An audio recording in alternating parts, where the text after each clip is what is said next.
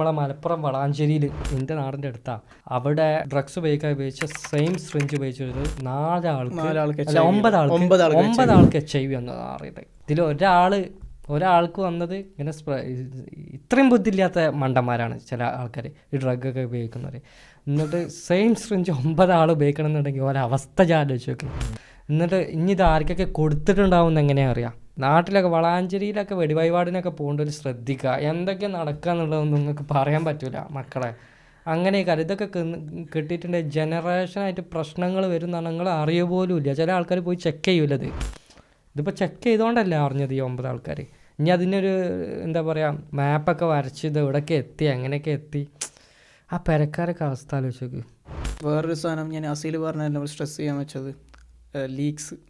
അതാണ് സെല്ല് ചെയ്തുകൊണ്ടിരിക്കുന്നത്, ശരിക്കും ലിറ്ററലി സെല്ല് ചെയ്തുകൊണ്ടിരിക്കുന്നത്. അതായത് ബോയ് ഫ്രണ്ട്സിൻ്റെ ഒപ്പം പോയിട്ടൊക്കെ ചീറ്റ് ചെയ്യപ്പെട്ടിട്ടുള്ള അതും ഇതേപോലെ സർക്കുലേറ്റ് ചെയ്യുന്നുണ്ട് ഇൻസ്റ്റാഗ്രാമിൽ. അത് എനിക്ക് ഒരു പയ്യൻ അയച്ചു 250ഓളം സ്ക്രീൻഷോട്ട്. ഇതൊക്കെ കളക്ട് ചെയ്തിട്ടൊരു പയ്യൻ പറഞ്ഞുതരാം, നിങ്ങൾ ഇതിനെക്കുറിച്ച് സംസാരിക്കണം. അങ്ങനെയാണ് ഞാൻ ഇതിനെക്കുറിച്ച് ആദ്യമായിട്ട് സംസാരിച്ചത്.